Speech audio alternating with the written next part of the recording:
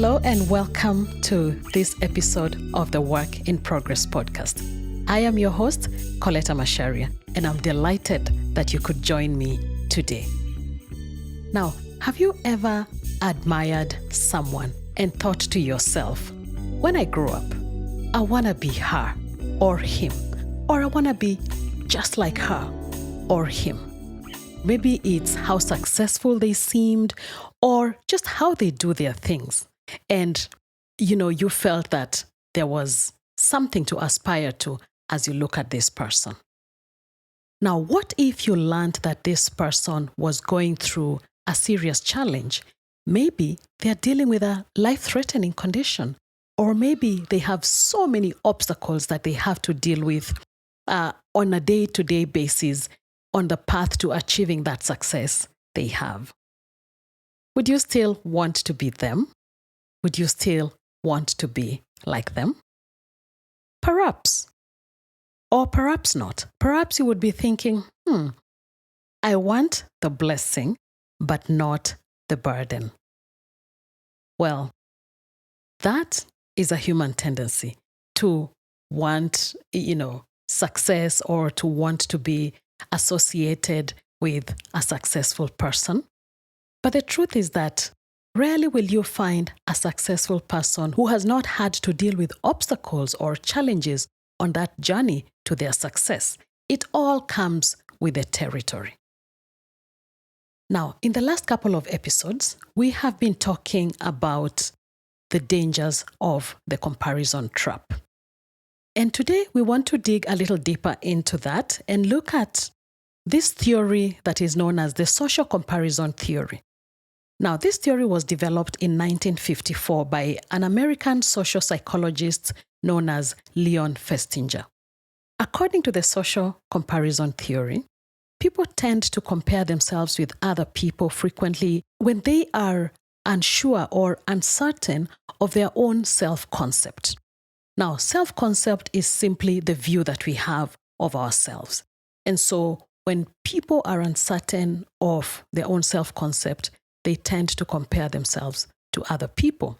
And that is according to the social comparison theory.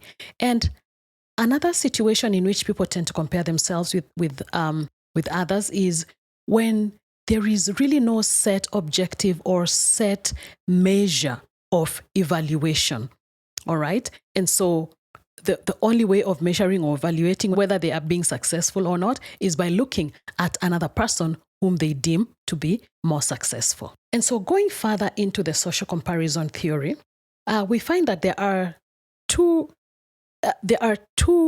scenarios or two ways in which people tend to apply this theory. One is the upward social comparison, where we tend to look at the people who are ahead of us or superior to us in a certain thing, and we compare ourselves to them.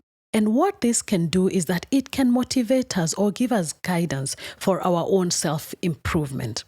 However, the downside of it is that it can lead to feelings of inadequacy or lower self-esteem when we judge ourselves to be falling short of what they have. And the other way in which people tend to apply this theory is downward social comparison. And this is where people will look at others who they judge to be inferior to them or behind them in something or in one way or another.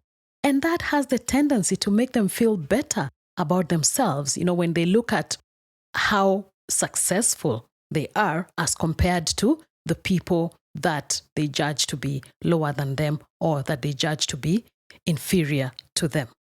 Now, this comparison is a human tendency. And Paul in the Bible had something to say about, a certain group of people that were comparing themselves with themselves. And this is found in the book of 2 Corinthians chapter 10 and verse 12. And this is what it says. We do not dare to classify or compare ourselves with some who commend themselves.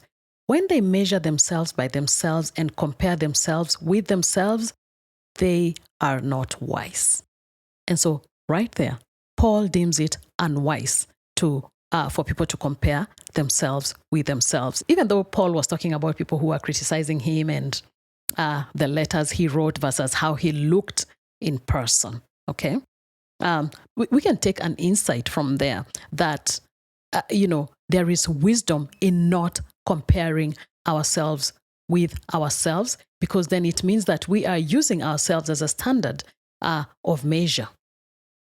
So, no matter how well put together or successful by whatever standards other people may seem to us, let's remember that everyone has their own challenges that they are either encountering or will encounter on the way to that success that we admire.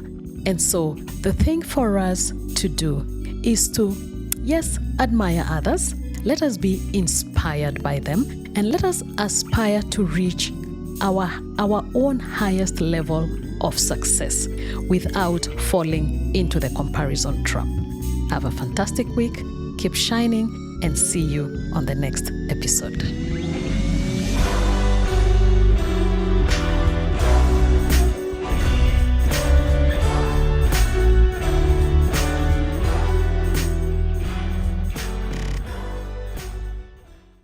The Work in Progress podcast is brought to you by Cogent Afrique. Visit www.cogentafrique.com to check out learning and development opportunities for you, your team, organization, and family.